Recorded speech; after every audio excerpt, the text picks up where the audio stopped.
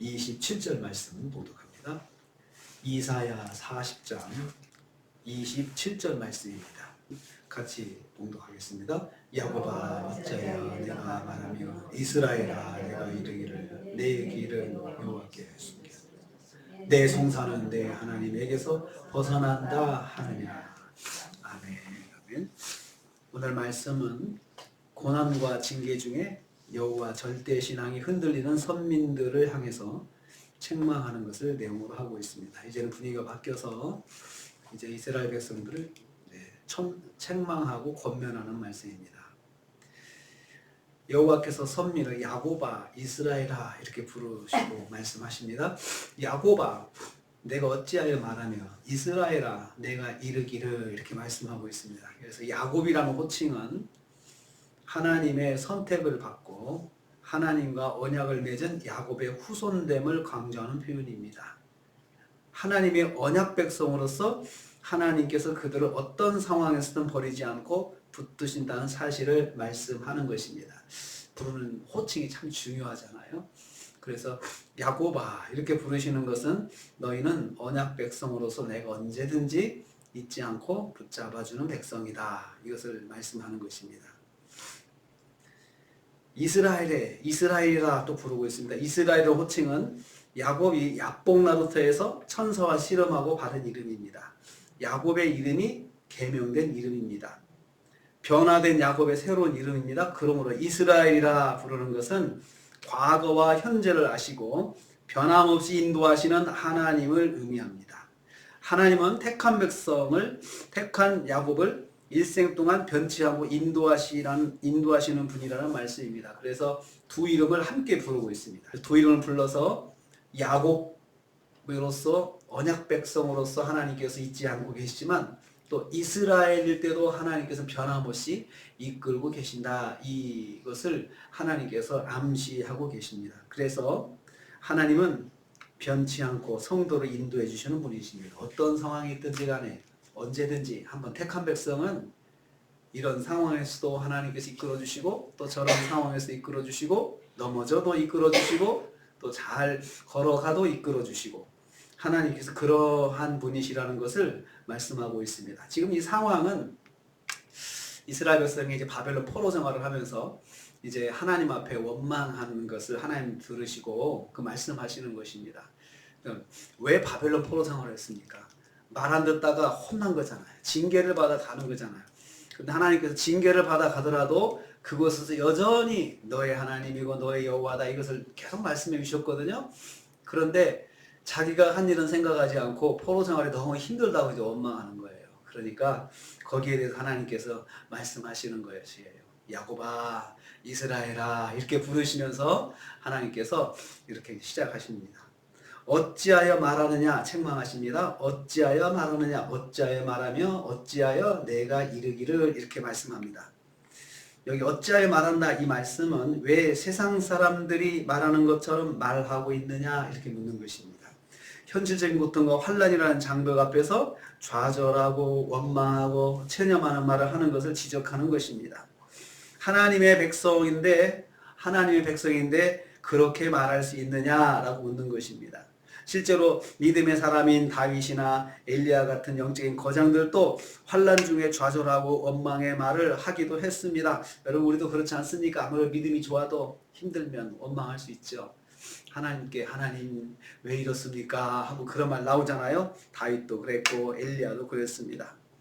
이러한 연약함은 믿음이 약한 성도뿐만 아니고 언제 어디서든 쓰러질지 모를 모든 시대의 하나님의 사람들을 향한 권면이기도 합니다.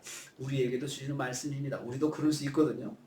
그래서 말하느냐라는 단어의 시제를 보면 미완료형으로 썼어요. 미완료형은 여러 가지 그런 기능을 가지고 있는데 보편적인 진리를 표시할 때도 동사를 시제형을 미완료로 씁니다. 그래서 어찌하여 말하고 있느냐 이것은 보편적인 사람들은 보통 이렇게 말하더라 이것입니다.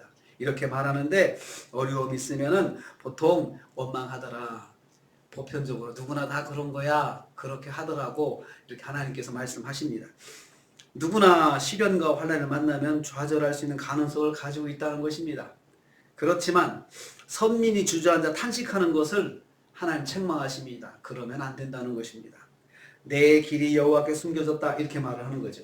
이제 앉아가지고 뭐라고 말하면 내 길이 여호와께 숨겨졌고 내 송사도 내 하나님에게서 벗어났구나 라고 이렇게 탄식하고 있는 것을 인용을 하시고 있습니다. 바벨론 포로가 되어서 노예 생활하고 있는 하나님의 백성의 탄식입니다. 선민 이스라엘의 고난의 삶을 하나님께서 하나도 관심을 갖지 않으신다는 원망입니다. 여호와께 숨겨졌다. 하나님께서 못 보신다. 하나님께서 안 보신다. 그 뜻입니다. 내 길을 하나님께서, 내 상황을 하나님께서 안 보시는 것 같다. 너무 힘드니까 그렇겠죠. 안 보시는 것 같다. 또 그러면 동시에 내 송사는 내 하나님에게서 벗어났다 했습니다. 그래서 송사는 억울한 일을 당해서 하나님께 기도하는 것을 말합니다. 송사는 고발하는 거잖아요. 재판을 이제 재판관에게 자기 억울한 것들을 이야기하는 건데, 이스라엘 백성이 포로 생활하면서 힘들고 어려운 일, 억울한 일 이런 것을 하나님 앞에 기도를 했을 거예요. 기도를 하는 거예요.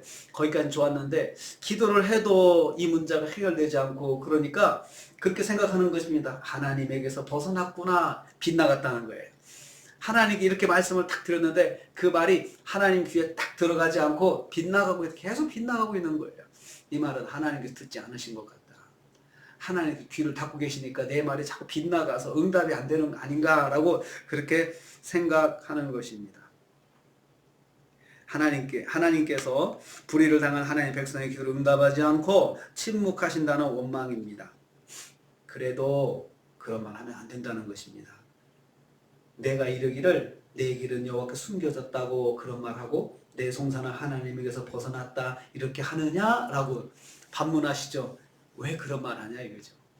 네가 한 것도 생각을 해야 되지 않겠냐. 내가 너를 지금 그래도 망하지 않게 이렇게 생존시켜 놓는 것도 내 은혜야.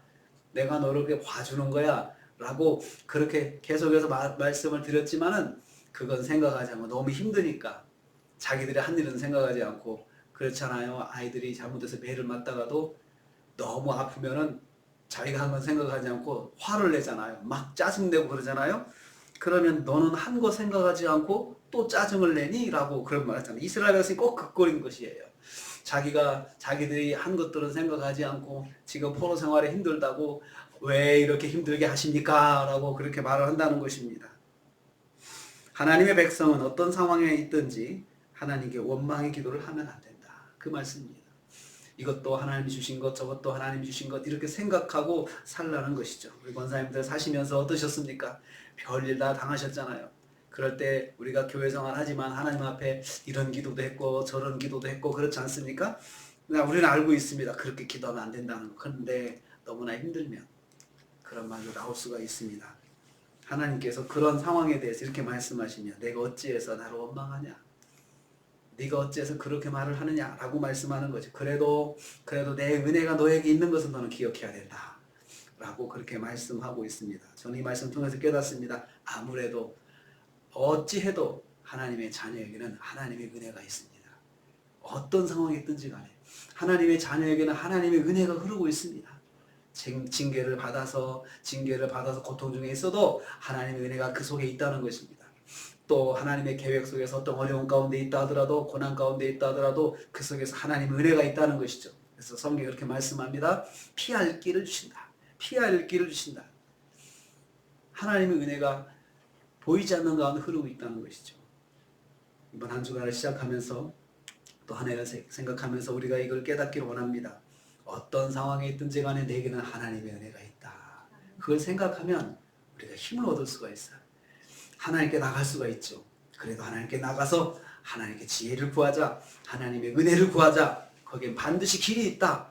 내가 생각하지 못하는 하나님의 길이 있다 라고 생각하고 이번 한 주간도 우리 생활 속에 흐르는 하나님의 은혜를 바라보면서 보이지 않는 가운데 도우시는 하나님의 손길, 그래도 베풀어 주시는 하나님의 자비의 은혜, 이것을 구하시면서 한 주간도 승리하시고 그냥 한 해도 보이지 않는 가운데 인도하시는 하나님의 은혜의 손길이 있다는 거 기억하시고 어떤 상황에서도 하나님 붙잡고 승리하시는 하루가 되시기를, 한 해가 되시기를 주님의 이름으로 축복합니다. 주님 감사합니다.